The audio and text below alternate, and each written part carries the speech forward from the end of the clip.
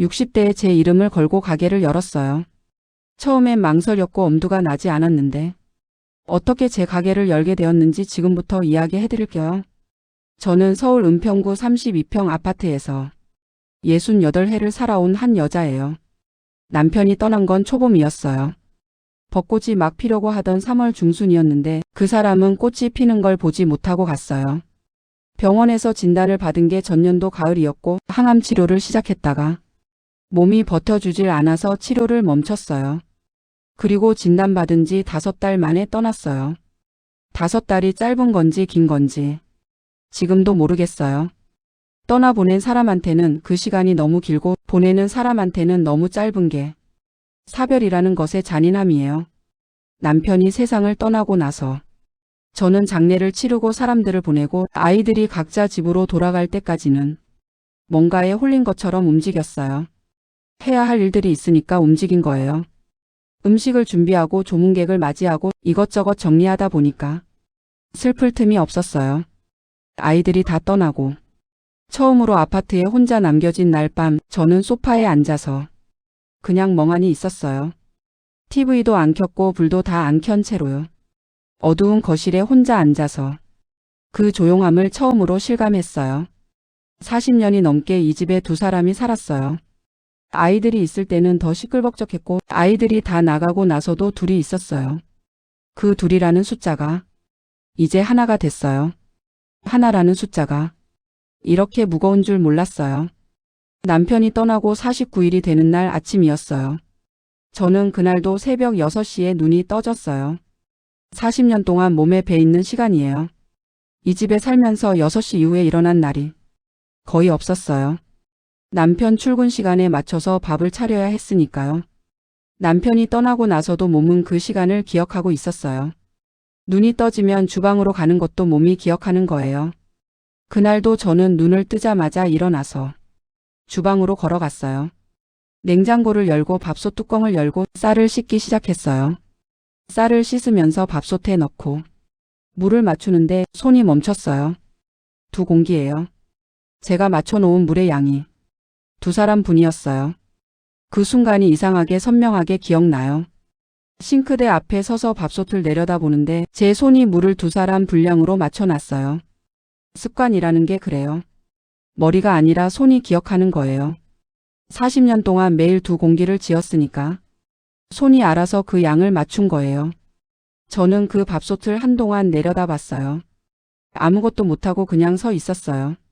밥솥 뚜껑을 닫아야 하는지 물을 1공기 분량으로 줄여야 하는지 그 간단한 선택을 못하고 서 있었어요. 그러다가 그냥 뚜껑을 닫았어요. 2공기 그대로요. 밥이 다 되고 나서 저는 밥을 2그릇에 담았어요. 반찬도 2사람 분으로 꺼냈어요. 된장찌개를 끓이면서 2개의 국그릇을 꺼냈어요. 그리고 밥상을 차리고 나서 남편 자리에 밥그릇을 놓으려다가 멈췄어요. 그제야 울었어요. 49일 동안 참고 있던 게 그 밥그릇 앞에서 터진 거예요. 눈물이 나오는데도 이상하게 소리가 안 나왔어요. 조용히 그냥 흘렀어요. 펑펑 우는 게 아니라 그냥 눈물이 나오는 거요. 그게 더 무서웠어요. 슬픔이 이렇게 조용한 거라는 게요. 한참 울고 나서 저는 남편 밥그릇을 치웠어요. 그리고 혼자 식탁에 앉아서 밥을 먹었어요. 먹히지 않았어요. 된장찌개가 뜨거운데 맛이 느껴지지 않았어요. 그냥 숟가락을 들었다 놨다 했어요. 창밖을 보니까 봄빛이 환했어요. 아파트 앞 화단에 개나리가 피어 있었어요. 남편이 좋아하던 꽃이었는데 그 사람은 이 꽃을 끝내 못 보고 간 거예요. 저는 그날 아침 밥을 다 먹지 못했어요. 방 공기도 못 먹고 일어났어요. 설거지를 하면서 생각했어요. 앞으로 매일 아침이 이럴 건가? 이 아침이 몇 번이나 더 있는 건가?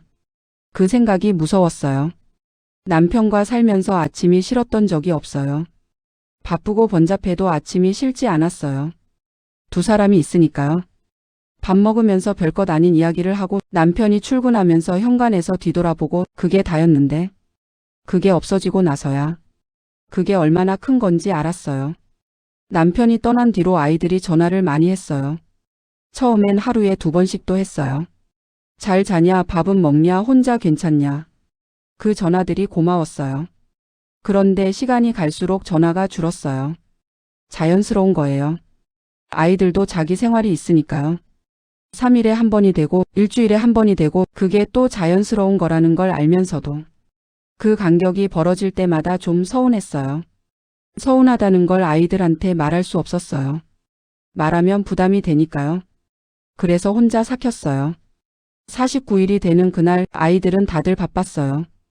큰딸은 일이 있었고 아들은 출장 중이었어요. 막내딸만 저녁에 잠깐 들렀다가 갔어요. 막내딸이 가고 나서 저는 다시 혼자가 됐어요.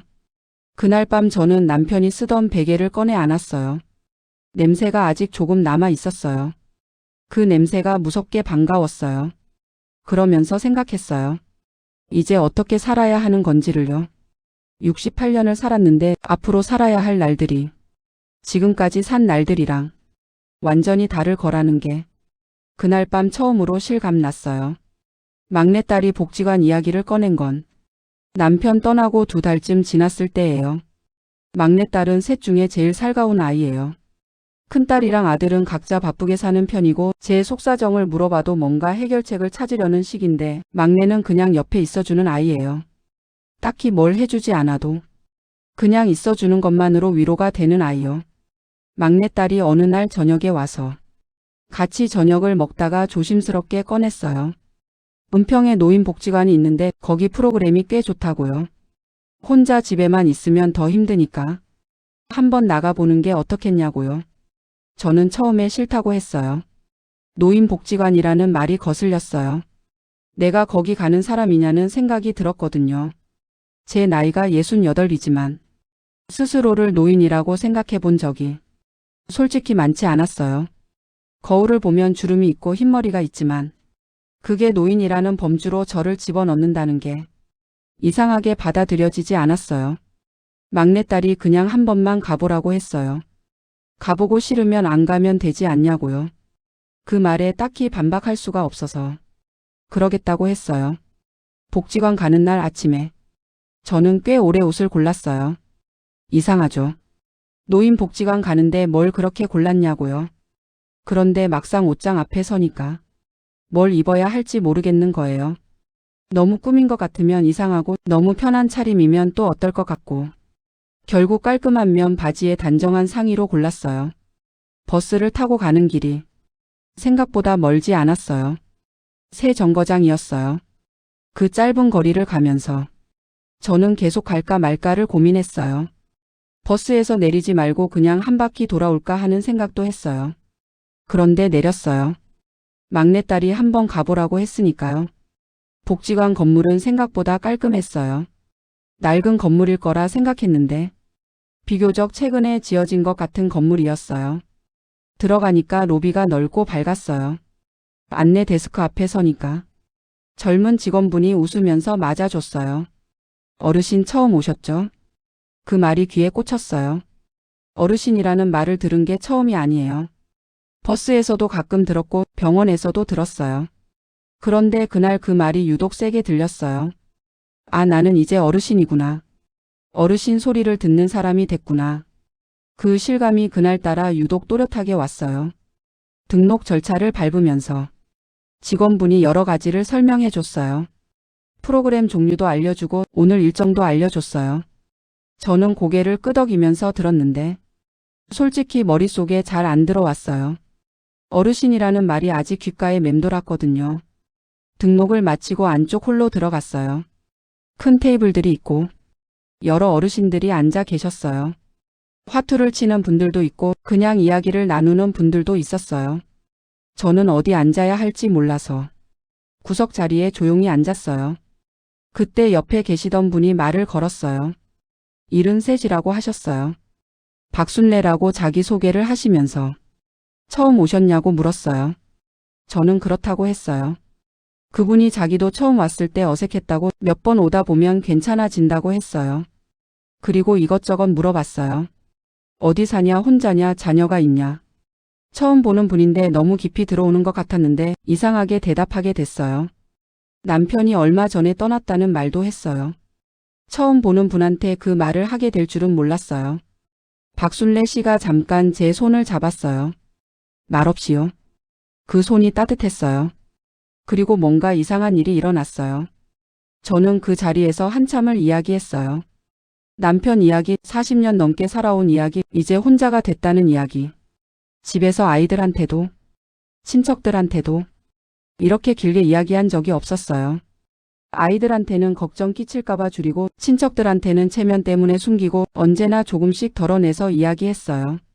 그런데 오늘 처음 본 이분 앞에서 덜어내지 않은 이야기가 나왔어요. 박순례 씨가 들으면서 고개를 끄덕였어요. 맞장구를 쳤어요. 그게 전부였는데 그게 충분했어요. 집에 오는 버스 안에서 저는 창밖을 보면서 생각했어요. 오늘 내가 한 이야기들이 20년 만에 처음 하는 내 이야기였다는 걸요. 남편이 있는 동안은 언제나 남편 이야기, 아이들 이야기, 집안 이야기가 먼저였어요. 제 이야기를 꺼낼 타이밍이 없었던 게 아니라 제 이야기를 꺼낸다는 생각 자체를 안 하고 살았어요. 그러다가 오늘 처음 보는 73세 할머니 앞에서 처음으로 제 이야기를 했어요. 이상하게 가벼운 느낌이 들면서 동시에 서러운 느낌도 들었어요. 이제서야 내 이야기를 하는 건지, 이제서야 내가 있는 건지 하는 생각이요. 복지관 앞에 붙어 있던 프로그램 안내를 버스 안에서 꺼내봤어요. 막내딸이 미리 뽑아서 줬거든요. 서예, 노래교실, 건강체조, 요리 수업. 여러 프로그램이 있었어요. 요리 수업이라는 글씨에 눈이 한번 멈췄어요. 시니어 요리 교실이라고 적혀 있었어요. 저는 그냥 넘겼어요. 요리는 40년을 했는데 요리를 배운다는 게 웃겼거든요. 그런데 집에 와서 그 종이를 다시 펼쳐봤어요. 시니어 요리 교실 옆에 적힌 설명을 읽었어요. 매주 화요일 오전 10시. 화요일이 사흘 뒤였어요. 복지관 요리 수업에 나가기로 결심한 건 사실 별다른 이유가 없었어요. 딱히 뭘 배우고 싶어서가 아니라 화요일에 집에 혼자 있기 싫어서였어요. 박순례 씨가 화요일에 자기도 나온다고 했거든요. 아는 얼굴이 있으면 덜 어색할 것 같았어요. 요리 수업 첫날 복지관 조리실로 들어가니까 12명쯤 되는 분들이 이미 자리를 잡고 계셨어요. 앞치마를 두르고 도마 앞에 서 있는 분들이었는데 다들 비슷한 연령대였어요. 60대 중반에서 70대 초반쯤 되어 보이는 분들이요. 강사는 40대 초반쯤 되는 여성분이었어요.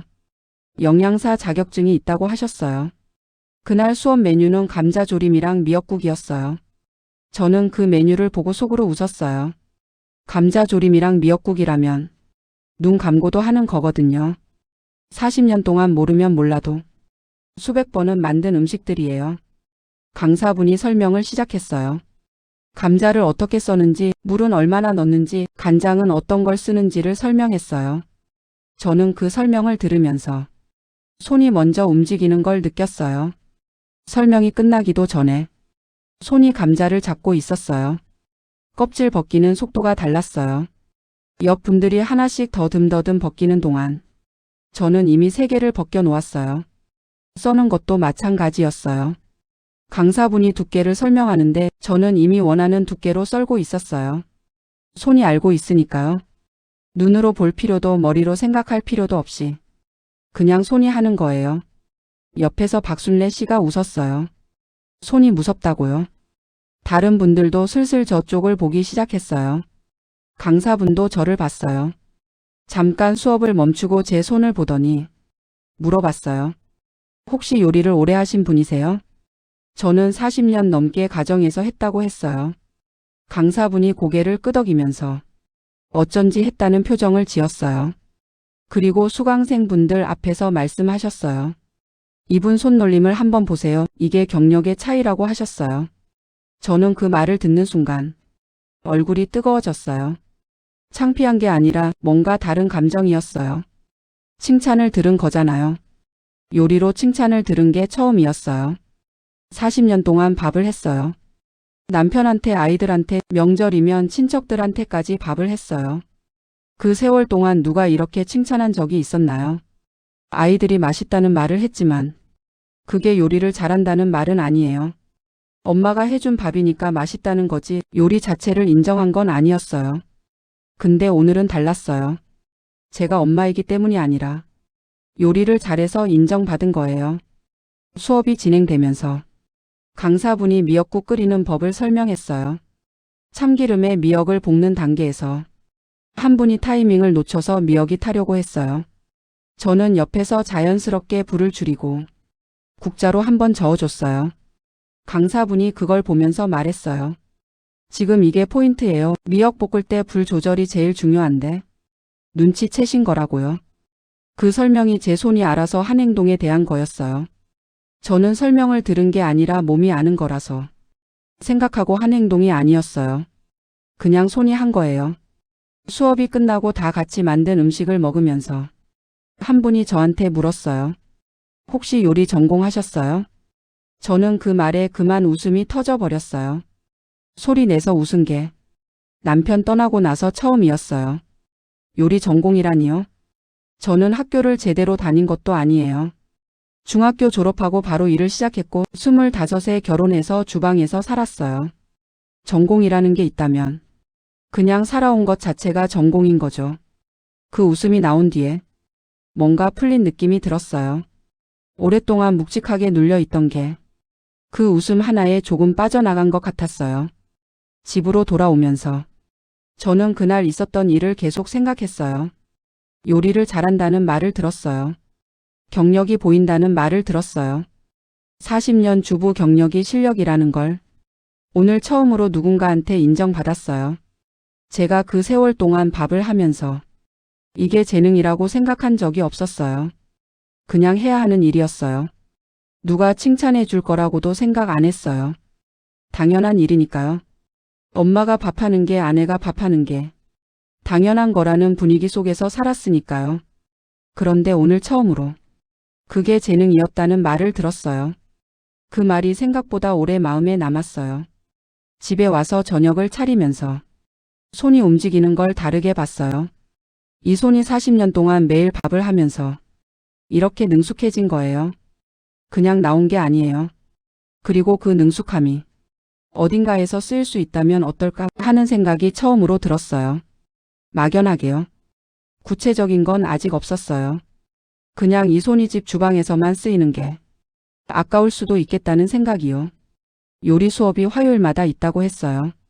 저는 다음 주 화요일을 기다리게 됐어요. 오랜만에 기다리는 게 생겼어요. 그게 얼마나 오랜만인 건지는 굳이 세어보고 싶지 않았어요. 분식집을 하겠다는 생각이 처음 든 게 어느 순간인지 정확히는 모르겠어요. 요리 수업을 몇 주 다니면서 조금씩 쌓인 것들이 있었어요. 수업이 끝나고 나서 강사분이 저한테 다음 주 메뉴를 미리 알려주면서 혹시 아는 방법이 있으면 같이 나눠달라는 말을 했어요. 수강생들 앞에서 제 방법을 설명하는 일이 몇 번 생겼는데 그게 이상하게 재미있었어요. 설명하면서 보면 모르고 계신 분들이 많았어요. 간단한 것들인데 예를 들어 된장찌개 끓일 때 된장을 언제 넣느냐에 따라 맛이 달라진다는 것, 계란말이 할 때 불세기를 어떻게 조절하느냐는 것, 이런 것들을 설명하면 다들 몰랐다는 표정을 지었어요. 저한테는 너무 당연한 것들인데 모르는 분들이 있다는 게 신기했어요. 그 무렵 복지관 근처 재래시장을 지나다가 빈 점포 앞에 잠깐 멈춘 적이 있어요. 유리창에 임대라고 붙어 있었어요. 작은 공간이었어요. 7평쯤 돼 보였어요. 저는 그 앞에 서서 한동안 유리 너머를 들여다봤어요. 빈 공간인데 뭔가 보이는 것 같았어요. 조리대가 들어가면 어떨지, 테이블이 몇 개나 들어갈지 이런 것들이 머릿속에 그려졌어요. 그냥 지나쳤어요. 그리고 집에 와서도 그 공간이 계속 생각났어요. 그게 시작이었어요. 생각이 자라는 데는 시간이 걸리지 않았어요. 일주일도 안 됐어요. 저는 이것저것 계산해 봤어요.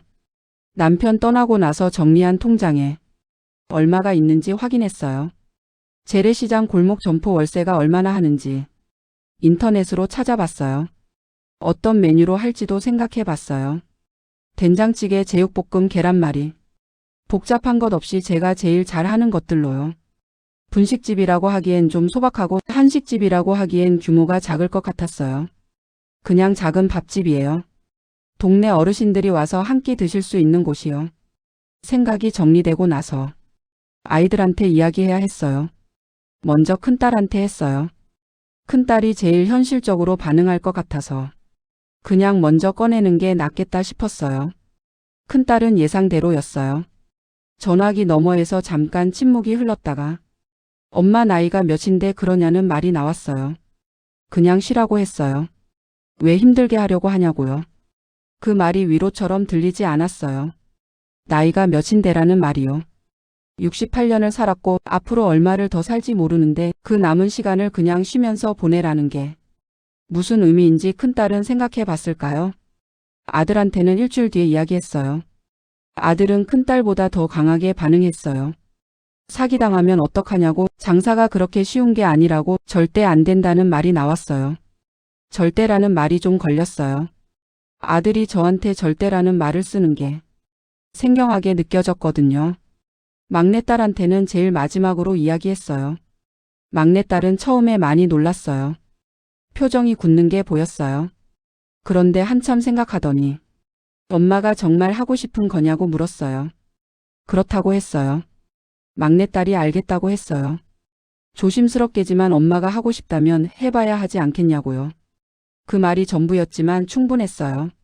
아이들 반응을 다 들은 뒤에 저는 오래 생각했어요. 설득을 할까, 그냥 밀고 나갈까? 설득을 하려면 제가 논리가 있어야 하는데 솔직히 논리가 완벽하지는 않았어요. 장사가 잘 될 거라는 확신이 있는 것도 아니고 실패하지 않는다는 보장이 있는 것도 아니었어요. 아이들 말대로 힘들 수도 있어요. 그런데 한 가지는 확실했어요. 이걸 안 하고 집에 앉아 있으면 저는 매일 아침 2공기 밥을 지어놓고 혼자 1공기만 먹는 사람으로 늙어가는 거예요. 아이들 전화를 기다리고 아이들이 오는 날을 기다리면서요. 그게 싫었어요. 그냥 기다리는 사람이 되는 게 싫었어요. 저는 아이들한테 다시 이야기하지 않기로 했어요. 설득도 하지 않기로 했어요. 그냥 할 거라고 통보하기로 했어요. 큰딸한테 전화했어요. 분식집 하기로 했다고 허락받으러 이야기한 게 아니었다고 했어요. 내 돈으로 내가 하는 거고 엄마가 허락받을 나이는 지났다고 했어요. 큰딸이 잠깐 말이 없었어요. 그리고 알았다고 했어요. 말투에 못마땅함이 담겨 있었지만 더 이상 말리지는 않았어요. 아들한테도 같은 내용으로 전화했어요. 아들이 더 강하게 나왔어요. 나중에 힘들어도 도와달라고 하지 말라는 말까지 나왔어요. 그 말에 서운하긴 했어요. 그런데 동시에 각오가 됐어요. 도움받을 생각 안 한다, 혼자 한다, 그 생각이 더 단단해졌어요. 전화를 끊고 나서 한동안 앉아 있었어요. 아이들이 반대한다는 게 가슴에 걸렸어요. 그 아이들이 나쁜 마음으로 한 말이 아니라는 걸 알아요. 엄마가 힘들까봐 실패할까봐 상처받을까봐 한 말이에요. 그런데 상처받을까봐 아무것도 안 하는 게 더 큰 상처가 될 수 있어요. 저는 그날 밤 남편 사진을 꺼내봤어요. 그 사람이 살아 있었으면 뭐라고 했을까? 아마 말렸을 것 같기도 하고 응원했을 것 같기도 해요. 그 사람은 변수가 많은 사람이었거든요. 사진을 보면서 혼자 웃었어요. 당신이 먼저 가는 바람에 내가 이런 결정을 혼자 해야 한다고 속으로 투덜댔어요. 그리고 결심을 굳혔어요. 점포를 보러 다니기 시작한 건 결심하고 나서 사흘 뒤였어요. 복지관 근처 재래시장 골목을 혼자 걸어 다니면서 빈 점포를 찾았어요. 임대 붙은 곳이 몇 군데 있었어요. 다 들여다보고 크기를 눈대중으로 재보고 어떻게 쓸 수 있을지 머릿속으로 그려봤어요. 그 중에 한 곳이 마음에 들었어요. 재래시장 안쪽 골목에 있는 7평짜리 공간이었어요. 골목 안쪽이라 눈에 잘 안 띄는 위치인데 복지관에서 걸어오면 5분도 안 걸리는 거리였어요.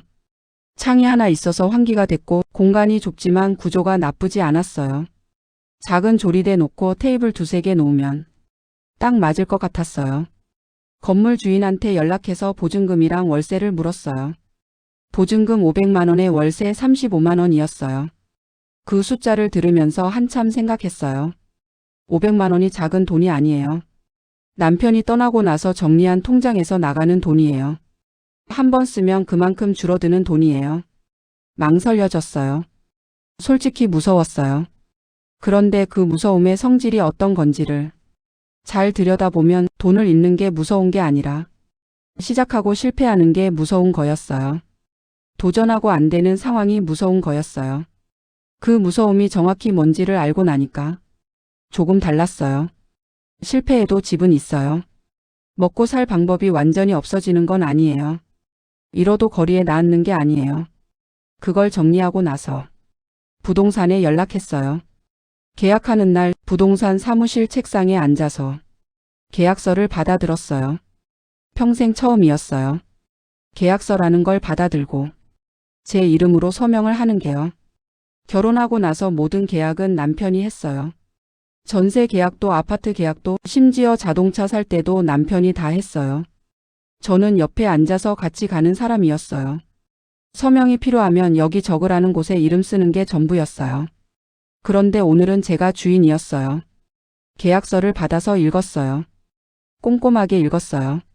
모르는 용어가 나오면 부동산 직원분한테 물어봤어요. 창피하지 않았어요.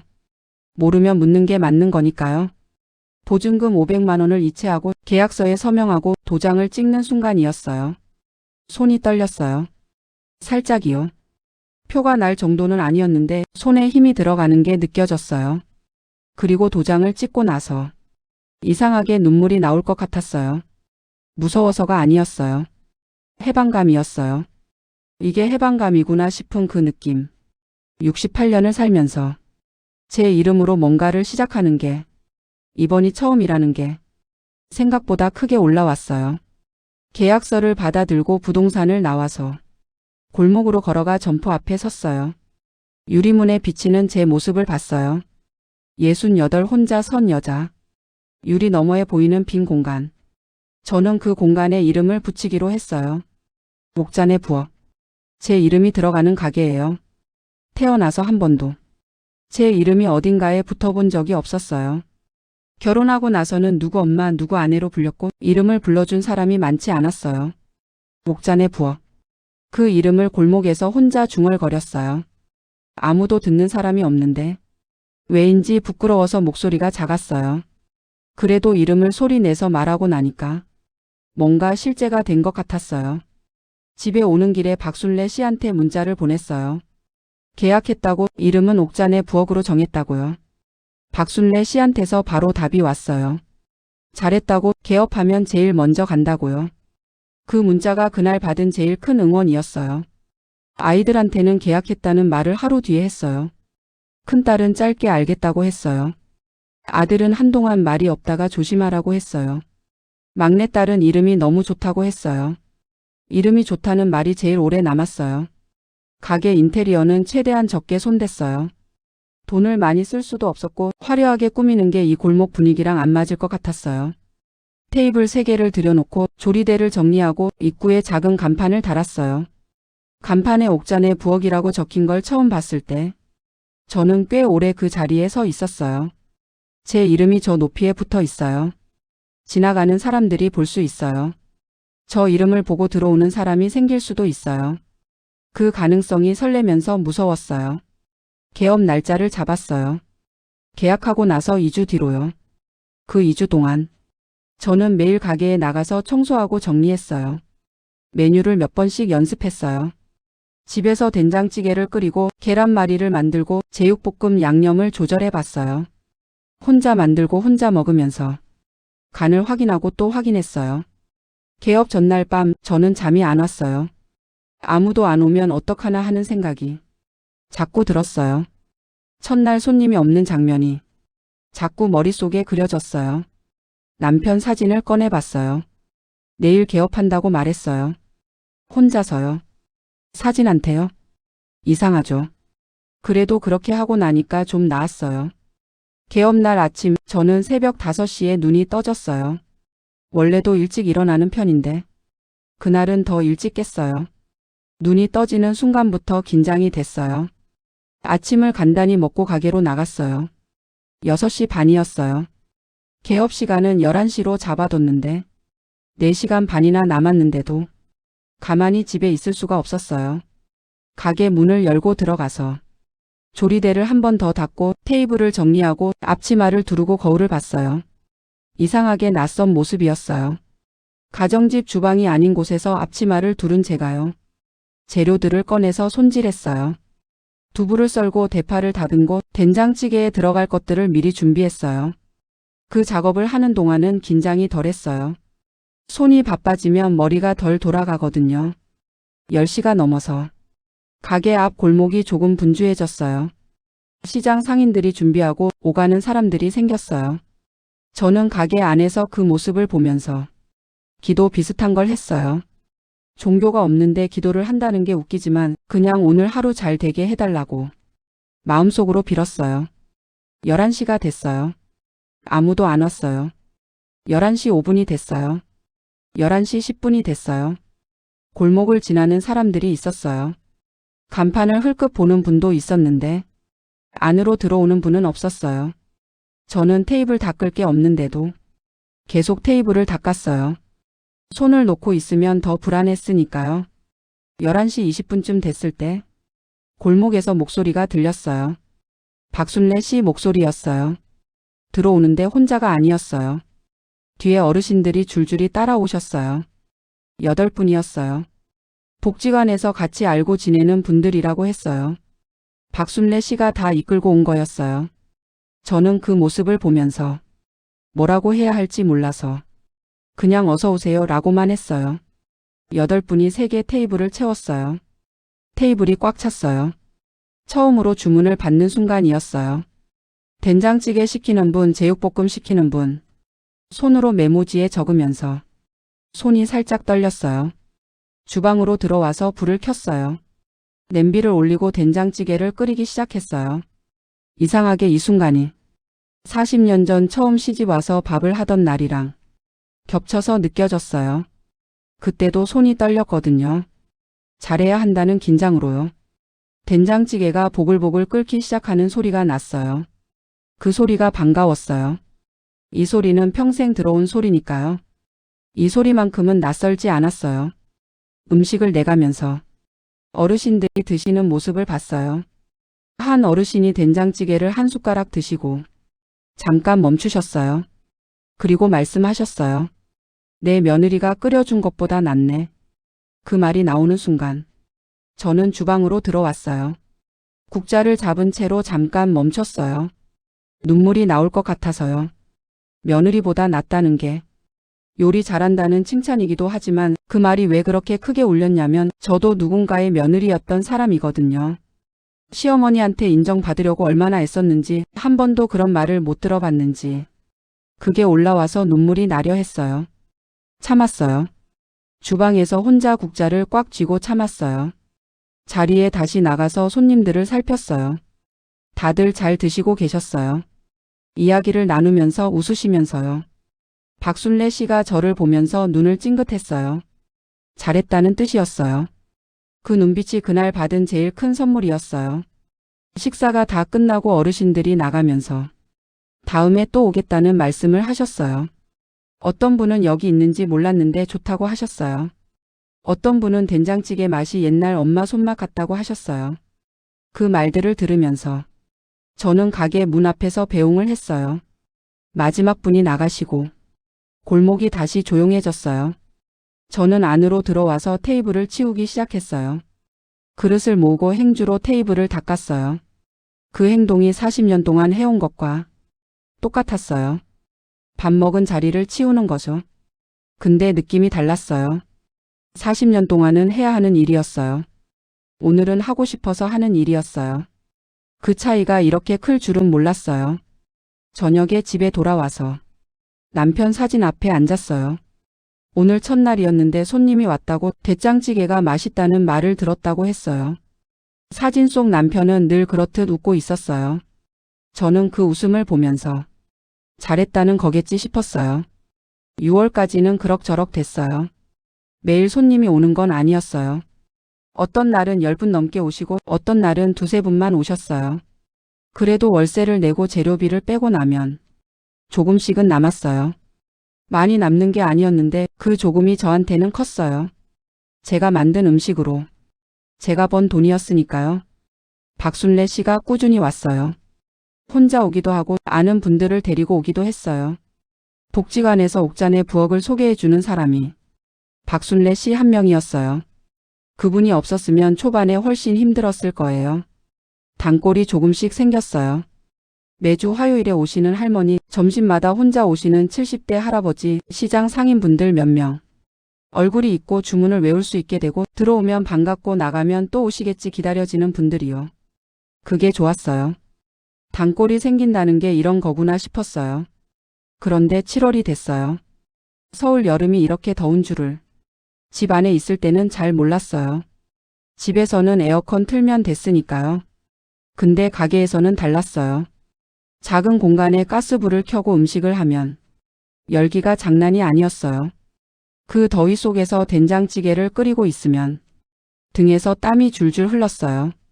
앞치마가 흠뻑 젖을 정도였어요. 예전에 남의 주방에서 일할 때도 더웠는데 그때는 젊어서 버텼고 이제는 나이가 있으니까 몸이 다르게 반응했어요. 더위만이 문제가 아니었어요. 손님이 뚝 끊겼어요. 더운 날에 뜨거운 된장찌개를 먹으러 골목 안까지 들어오는 분들이 없었어요. 당연한 일이에요. 저라도 그랬을 거예요.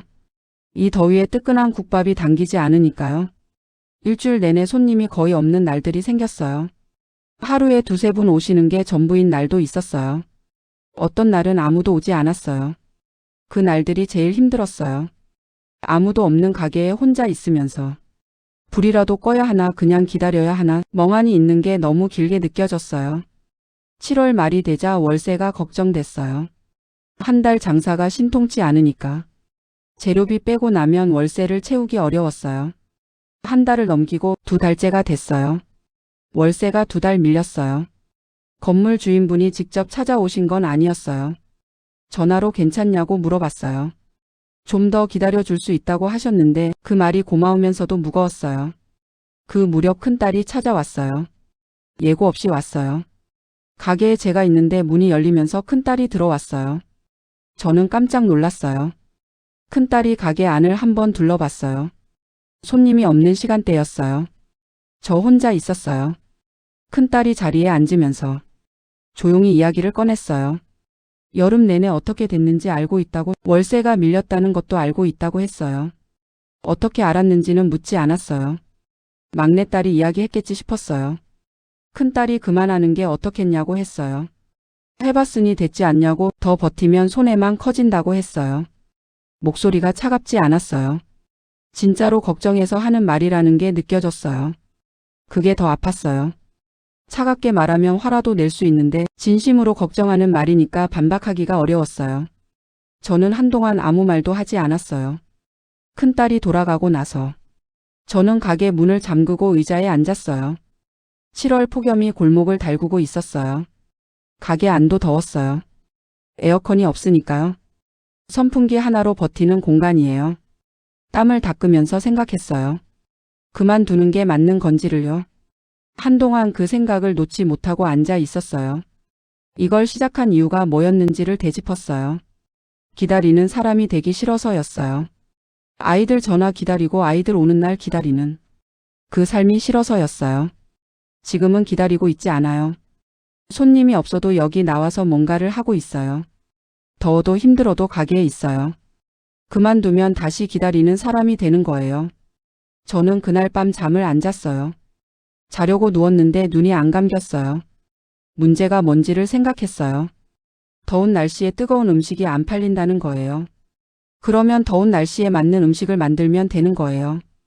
그게 그렇게 단순한 결론인데 왜 몇 주 동안 그 생각을 못했는지. 저는 일어나서 주방으로 갔어요. 새벽 2시였어요. 냉장고를 열어봤어요. 있는 재료들을 꺼내봤어요. 냉국밥이라는 게 생각났어요. 예전에 어머니가 해주시던 거예요. 찬밥에 차가운 국물을 부어서 먹는 거요. 보리밥에 된장국 식힌 거 부어서 오이랑 얹어 먹는 거요. 더운 여름에 딱 맞는 음식이에요. 저는 그날 새벽에 냉국밥을 만들어 봤어요. 국물을 어떻게 내야 할지, 어떤 재료를 얹어야 맛있는지, 식혀서 먹을 때 간을 어떻게 맞춰야 하는지를 혼자 만들고 혼자 먹으면서 조정했어요. 3번 만들었어요. 첫 번째는 간이 세고, 두 번째는 국물이 밍밍하고, 세 번째가 됐어요. 새벽 4시였어요. 저는 그 냉국밥을 한 그릇 다 먹으면서 이거다 싶었어요. 이 맛이 통한다는 확신이 들었어요. 다음 날 가게에 나가서 냉국밥을 메뉴에 추가했어요. 손으로 쓴 메뉴판에 여름 한정이라고 적었어요. 옥잔의 냉국밥이라고요. 그날 막내딸한테 전화해서 가게 메뉴 사진 좀 찍어달라고 했어요. 막내딸이 와서 냉국밥 사진을 찍어줬어요. 가게 안도 찍고 간판도 찍고 제가 국밥을 담는 장면도 찍었어요. 막내딸이 그 사진들을 어딘가에 올렸어요. 지역 맘카페라고 했어요. 어떤 인터넷 커뮤니티인지 저는 잘 몰랐어요. 은평구 주민들이 모이는 곳이라고 했어요. 글을 어떻게 썼는지는 몰랐는데 다음 날부터 가게 분위기가 달라졌어요. 오전 11시가 되기도 전에 모르는 분이 들어오셨어요. 30대 여성이었어요. 혼자 오셨어요. 냉국밥 있냐고 물어보셨어요. 있다고 했어요. 그분이 드시고 나서 맛있다고 하셨어요. 어머니 생각난다고요. 그날 오후에 또 다른 분이 왔어요. 이번엔 두 분이 같이 오셨어요. 40대 여성 두 분이었어요. 여기 냉국밥 맛집이라고 올라왔다면서요. 맛집이라는 말이 귀에 이상하게 들렸어요. 저한테 맛집이라는 단어를 쓰는 게 생소했어요. 그 다음 날도 오전부터 손님이 왔어요. 복지관 어르신들이 아닌 분들이었어요. 삼천 40대 분들이 오셨어요. 냉국밥을 드시면서 오이지 더 주실 수 있냐고 국물을 조금 더 부어달라고 하셨어요. 그런 요청이 낯설지 않았어요. 오히려 그 요청들이 반가웠어요. 신경을 써서 드신다는 뜻이니까요. 그 주에 테이블이 처음으로 전부 차는 날이 생겼어요. 새 테이블이 다 찼어요. 기다리는 분이 생겼어요. 저는 주방에서 혼자 분주하게 움직이면서 이게 실제인가 싶었어요. 더위는 여전했어요. 등에서 땀이 흘렀어요. 그런데 그 땀이 7월 초의 땀이랑 달랐어요. 기다리다 지친 땀이 아니라 일하느라 흘리는 땀이었어요. 월세를 치른 건 그달 말이었어요. 2달 밀린 걸 한 번에 냈어요. 건물 주인분한테 늦어서 죄송하다고 했어요. 그분이 여름엔 다들 힘들다고 하셨어요. 잘 되고 있냐고 물으셨어요. 이제 좀 됩니다 라고 했어요. 그 말이 나오는 순간 저도 놀랐어요. 이제 좀 된다는 말이 자신 있게 나온 게요. 가게를 연 지 1년이 지났어요. 1년이 이렇게 빠른 건지 아니면 이렇게 긴 건지를 저는 아직도 모르겠어요. 하루하루는 정신없이 빠른데 돌아보면 엄청나게 많은 일이 있었어요. 첫날 아무도 안 오던 그 11시 박순례 씨가 어르신 8분을 데리고 오던 장면, 7월 폭염에 혼자 빈 가게에 앉아있던 오후 새벽 2시에 냉국밥을 만들던 주방. 그게 다 1년 안에 있었어요. 1년이라는 시간이 그렇게 많은 걸 담을 수 있는 줄은 해보기 전에는 몰랐어요. 가을이 지나고 겨울이 왔을 때 가게가 자리를 잡기 시작했어요. 냉국밥으로 알려진 가게가 겨울이 되면서 된장찌개 가게로도 알려졌어요. 맘카페에 한 번 더 글이 올라왔어요. 이번엔 막내딸이 올린 게 아니라 손님 중 한 분이 올리셨어요. 그 글에는 사장 할머니 손맛이 진짜라는 말이 적혀 있었어요. 할머니라는 말이 또 이상하게 들렸어요. 어르신 소리 들었을 때처럼요. 근데 이번엔 달랐어요. 불편하지 않았어요. 할머니 손맛이 진짜라는 말은 제가 가진 것을 인정해주는 말이었어요. 할머니라는 나이가 있어서 이 손맛이 나온다는 뜻이니까요. 겨울 단골이 생겼어요. 여름과는 다른 분들이었어요. 60대 남성분이 혼자 오셔서 매일 점심을 드셨어요. 나중에 알고 보니 부인을 먼저 보낸 분이셨어요. 말씀을 많이 하시는 분은 아니었는데 매일 오셨어요. 그게 단골이라는 거잖아요. 말이 없어도 오는 거요. 저는 그분이 오시면 국물을 조금 더 넉넉하게 담았어요. 말없이요. 그분도 말없이 드셨어요. 그게 이 가게에서 생긴 관계 중에 제일 마음이 가는 관계예요. 말이 없어도 알아지는 것들이 있어요. 개업 1주년이 되는 날 박순례 씨가 먼저 연락을 해왔어요. 잊지 않고 있었던 거예요. 그날 오전에 단골 손님 몇 분이 오셨는데 제가 모르는 사이에 박순례 씨가 준비를 해왔어요. 작은 꽃다발이랑 케이크였어요. 케이크에는 초가 꽂혀 있었어요. 저는 그걸 보고 당황했어요. 이런 걸 준비해 올 줄은 몰랐거든요. 어르신들이 앉아서 박수를 치셨어요. 작은 파티가 됐어요. 박순례 씨가 종이 한 장을 꺼냈어요. 직접 손으로 쓴 편지였어요. 읽어 내려가는 소리가 들렸어요. 처음 복지관에서 만났을 때 이야기, 말없이 손을 잡았던 그날 이야기, 옥잔의 부엌이라는 이름을 문자로 받았을 때 얼마나 기뻤는지의 이야기가 담겨 있었어요. 마지막에 이런 말이 있었어요. 옥자 씨가 용기를 낸 덕분에 우리한테도 갈 곳이 생겼다고요. 저는 그 말에서 눈물이 났어요. 참으려고 했는데 안 됐어요. 갈 곳이 생겼다는 말이요. 저는 그 말을 들으면서 이 가게를 연 게 저 혼자를 위한 것이기도 했지만 결국 이 분들한테도 뭔가가 됐다는 걸 알았어요. 오는 분들한테 밥을 드리는 것, 따뜻한 국물을 내드리는 것, 그게 저한테는 일이었는데 오시는 분들한테는 갈 곳이었던 거예요. 파티가 끝나고 손님들이 한 분씩 나가셨어요. 박순례 씨가 제일 마지막으로 나가면서 잘했다고 하셨어요. 딱 그 말만 하셨어요. 그분이 나가고 골목이 조용해졌어요. 저는 테이블을 치우면서 케이크 상자를 정리했어요. 꽃다발을 조리대 옆에 놓았어요. 그날 오후에 큰딸이 왔어요. 예고 없이 오는 건 지난 여름에도 그랬는데 이번엔 분위기가 달랐어요. 말없이 들어와서 자리에 앉았어요. 메뉴판을 들고 된장찌개를 시켰어요. 저는 주방에서 된장찌개를 끓이면서 큰딸이 온 이유를 생각했어요. 뭔가 또 이야기를 하러 온 건지 아니면 그냥 온 건지. 음식을 내갔어요. 큰딸이 먹기 시작했어요. 아무 말도 없이 먹었어요. 저는 옆 테이블을 닦으면서 큰딸을 슬쩍 봤어요.